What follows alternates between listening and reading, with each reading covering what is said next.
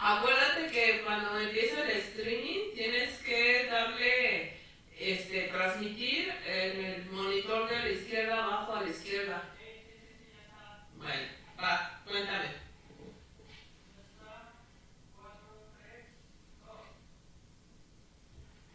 Hola, ¿qué tal? Pues estamos aquí en otro programa especial de Desarrollo y Derecho y es un gusto estar aquí en la rectoría del Instituto Internacional de Ciencias Jurídicas y Filosóficas con el rector, el doctor Ricardo Vázquez Contreras. Doctor, muchas gracias por recibirnos. Muchas gracias, Martita. Saludos a ti y a tu gentil auditorio. Y pues hoy traemos un tema que ha sido pues muy destacado en redes sociales y que ha sido el tema de la semana, y es precisamente hacer que el doctor nos ayude a entender desde el punto de vista jurídico qué es esto de la autonombrada Alianza Federalista, doctor. Sí, Martita, muchas gracias. Fíjate que es una pregunta compleja. Suena políticamente correcta, se vende con la sociedad. Sin embargo, los políticos no deben de dejar de lado que el artículo 128 constitucional establece que todos los servidores públicos, sin excepción alguna, al momento de tomar protesta del cargo, tendrán que protestar, guardar y hacer guardar la Constitución y las leyes que de ella emanen. Dicho lo anterior, se establecería o se predispone uno a pensar que todos los servidores públicos han leído las leyes federales y la Constitución. Sin embargo, mucho me temo que ni siquiera han leído la Constitución. ¿Por qué te lo digo? Porque el artículo 117 constitucional dice que los estados en ningún caso pueden realizar coalición, ni tratado, ni alianza con ningún estado de la federación, ni mucho menos con una potencia extranjera. Por lo tanto, en su origen, esta autodenominada alianza es anticonstitucional de entrada. De entrada, y pues me imagino al ser anticonstitucional y al no cumplir estos gobernadores con el compromiso que hicieron al asumir como jefes del Ejecutivo Estatal, pues incurren en algunos delitos. Mira, sí, es muy importante. Por ejemplo, yo he escuchado de manera general al gobernador de Jalisco y al gobernador de Nuevo León de decir que van a desconocer el pacto federal. Desconocer el pacto federal los pone en una situación riesgosa de juicio político establecido en el título 4 constitucional, artículos 108, 109, en específico el 110 y el 111, que establecen cómo se llevará a cabo esta circunstancia de juicio político. Pero si vamos más allá, vemos que para proceder penalmente contra el presidente de los Estados Unidos mexicanos puede ser por traición a la patria. Y si partimos de un principio general de derecho que el que puede lo más, puede lo menos, si al Ejecutivo Federal se le puede acusar de traición a la patria, por equiparación, pues entonces también a los ejecutivos estatales se les puede iniciar un juicio por traición a la patria. Ustedes me van a decir, bueno, y eso poco más, poco menos. Bueno, pues habría que irnos a los delitos políticos que están establecidos precisamente en el Código Penal Federal e iniciaremos con el artículo 123, que habla precisamente de traición a la patria, que tiene una penalidad de 5 a 40 años de prisión a quien realice actos contra la independencia, soberanía o integridad de la nación mexicana con la finalidad de someterla a un grupo o a una persona o a un gobierno extranjero. Este es el caso, estás atentando contra la soberanía por el Pacto Federal. Bueno, ustedes se preguntaron, ¿y qué es el Pacto Federal? Bueno, el Pacto Federal es la unión de todos los estados de la federación plasmados en una constitución política de los Estados Unidos mexicanos, y la que tenemos vigente es la de 1917, en la cual los estados dieron parte de su soberanía para que se fusionara en los Estados Unidos mexicanos y estuvieran en el concierto internacional. El pacto federal necesariamente tiene que ver con territorio, población, gobierno y economía. Si tú atacas la economía y quieres extinguir un estado de la federación, pues estás actuando como traición a la patria. Esta es mi limitativa para ellos, porque ellos se deben de conducir con apego y respeto a la Constitución y a las leyes que emanan de la misma. Fíjate, doctor, qué interesante, y para todas las personas que nos están viendo a través de nuestras redes sociales, este es otro ejemplo de la ignorancia con la que gobiernan nuestros servidores públicos, porque ¿cómo puede ser posible que siendo gobernador de un estado y siendo un gobernador que protestó hacer cumplir y cumplir las leyes, la Constitución y las leyes que de ella emanen, pues tiene este desconocimiento de las leyes? ¿Cómo vamos a...? Y peor aún, que traten de transmitir esta ignorancia al pueblo, porque es el pueblo el que le están pidiendo que a través de una consulta popular decida si quiere o no salirse de este pacto federal. Bueno, es muy importante decirlo que específicamente el artículo 35 constitucional dice que no pueden ser objeto de consulta popular el sistema financiero, los egresos y el presupuesto de egresos de la Federación. Además, ellos desconocen o al menos pretenden decir que todo es culpa del presidente, cuando en realidad es la Cámara de Diputados la encargada de hacer el presupuesto de egresos y de ingresos de la Federación.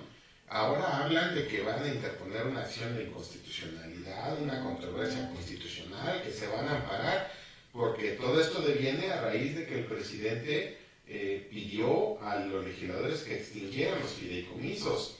Y ahora pues yo les puedo decir, por ejemplo, que el artículo 61 de la Ley de Amparo establece que es improcedente el amparo contra actos ya consumados de manera irreparable. O sea, el palo dado ya nadie se los quita. En el argot precisamente se le conoce así. Ya están precisamente extintos estos fideicomisos, ya no procede el amparo.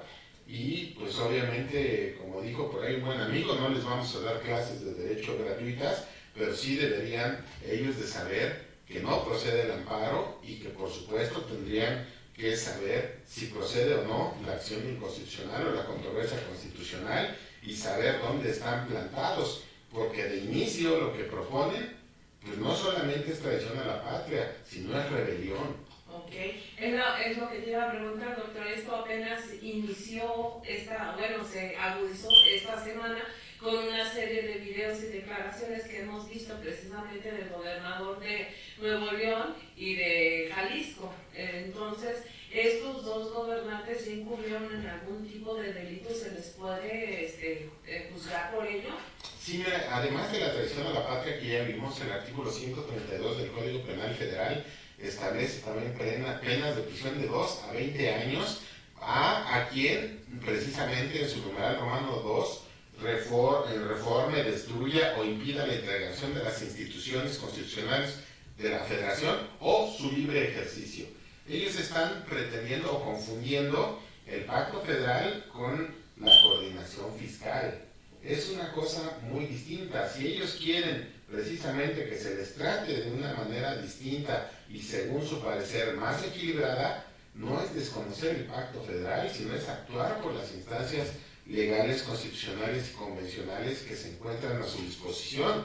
Que no lo hayan hecho es porque quieren y pretenden sacar raja política, eso me queda muy claro, pero ellos tendrían que ver precisamente que ya son varios delitos los que estarían en posibilidad de enfrentar, por lo tanto es una circunstancia de concurso ideal de delitos. Además, tenemos que entender que existen delitos políticos. El artículo 144 precisamente del Código Penal Federal establece que se consideran delitos de carácter político la rebelión y la conspiración para cometerlos. Es decir, ellos están señalando en algunos de una manera muy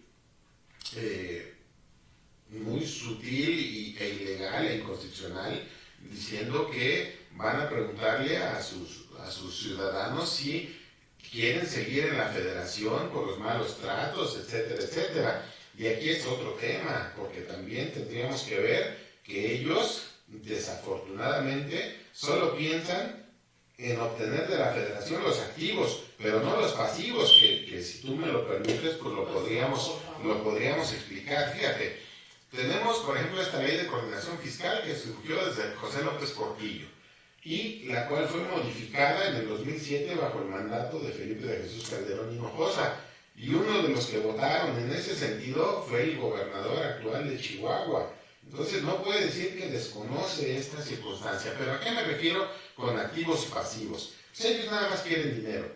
Ellos no cobran las contribuciones que les compete en el ámbito de sus funciones y facultades, porque se echarían encima a sus ciudadanos y entonces perderían políticamente. Entonces para ellos es muy fácil estirar la mano y recibir más del 90% del presupuesto vía la federación. Pues qué fácil es hacer eso. ¿Y a qué me refiero específicamente con activos y pasivos? Mira, hemos recibido miles de millones de dólares de 50 años para acá de la venta del petróleo. La mayoría de ese dinero se le quitó a Pemex a través de los impuestos y se fue a la bolsa precisamente del SAT, de la Secretaría de Hacienda, como presupuesto público para a partir de ahí realizar todas las transferencias de los recursos a los estados. Y mira, es muy fácil señalarlo. Dime dónde se encuentran esos yacimientos petroleros. En estados como Veracruz, Tabasco, al sur, sureste de México. Entonces ellos nada más reciben lo que de ahí se extrae, pero no se quedan, ojo, no se quedan con los desastres naturales que se provocan a través de la explotación de estos yacimientos petroleros. También debemos entender que últimamente ya pues es casi cada año les llega un huracán, un ciclón, una depresión tropical y destruye y despedaza la economía de estos estados. Entonces estos estados pues tienen que tener un poco más de presupuesto de la federación, pues para que sigan subsistiendo, porque qué fácil, yo pertenezco a la federación solo si me dan, pero cuando hay contingencias, ahí sí no, entonces ahí digo que no. Entonces moralmente, legalmente, constitucionalmente, pues yo creo que están equivocados. Pues sí, a ver, para hacer una recapitulación ya para terminar esta entrevista, doctor, mencionaste una serie de artículos que han violado eso, ¿no los podrías recapitular otra vez? Sí, empezamos por el artículo 123 hasta el 144 de manera genérica del Código Penal Federal. Vimos el artículo 35 constitucional, el 117, el 128, todo lo que es el título cuarto, del 108 al 111 específicamente para la circunstancia del juicio político, y es muy importante decir que además, políticamente son incorrectos, ¿no? No solamente están actuando contrario al espíritu de la Constitución, contrario a la cohesión del Pacto Federal, porque tenemos que ser solidarios no solo con los activos y ganancias, tenemos que ser solidarios con los pasivos o las pérdidas que desafortunadamente tienen los estados del sur, que solo se quedan, debemos de decirlo, con todos los daños ecológicos, con todo el desastre social, pero los estados del norte desafortunadamente pues siempre ancestralmente han querido separarse de México. Ahí está el caso de Nuevo León, al cual en el siglo antepasado pues le tuvieron que quitar prácticamente toda la frontera para efectos de que no se quisiera independizar o anexar a los Estados Unidos, y esos territorios se los dieron al estado de Tamaulipas. Entonces tenemos que entender una cosa: o somos mexicanos y pertenecemos a la federación, o tenemos intereses oscuros y contrarios no solo a la Constitución, sino contrarios a los derechos humanos y al sentimiento de la nación que enarbolaba José María Morelos y Córdoba. Pues sí, si se quiere ir, que se vayan ellos, pero no se lleven toda la entidad, ¿no? Sentido de pertenencia. Y yo estoy seguro que no son todos los neolaneses, no. Son el grupúsculo político que está actuando para intentar sacar raja política. Yo conozco a infinidad de amigos de Nuevo León que son excelentes, tienen arraigo, amor, tradiciones por México. Y desafortunadamente siempre los políticos dando el mal ejemplo y dando la mala nota.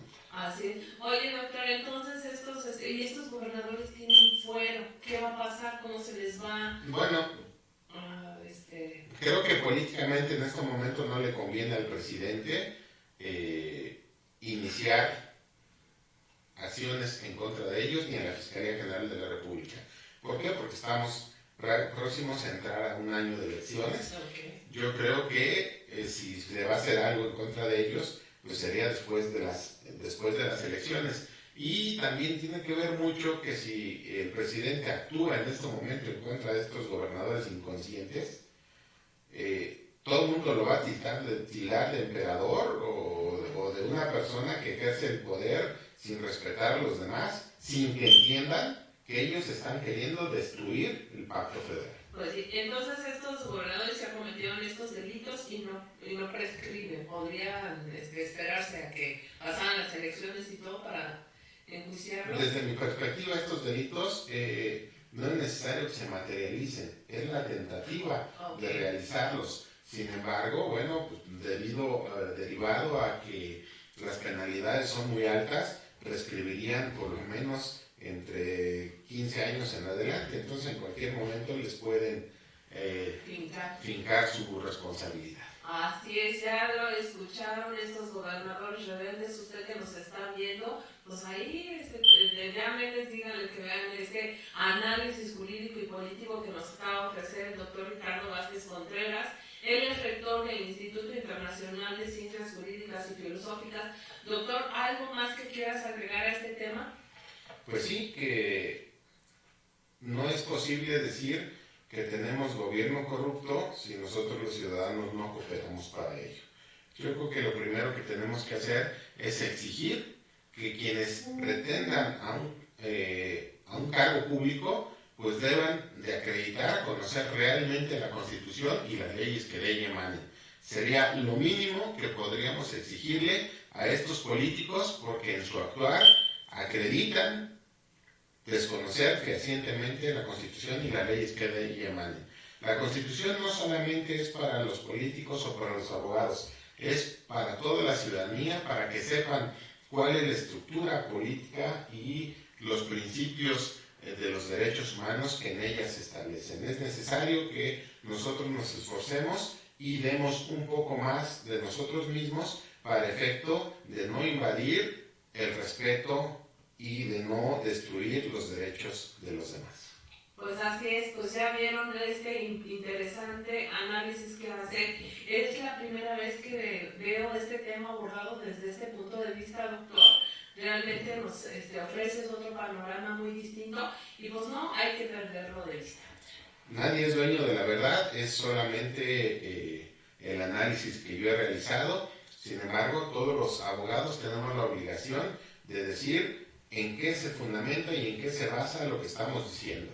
Y yo lo he dicho con claridad, los artículos constitucionales que yo interpreto y el Código Penal Federal que, según yo, está establecido para este tipo de acciones. Pues así es. Pues muchas gracias. Yo soy Marco Beso y esto fue Sociedad y Desarrollo aquí a través de la señal de Esfera Noticias. Y nos vemos en la próxima semana, doctor. Esperemos que sí. Saludos a ti y a tu gentil auditorio. Hasta luego.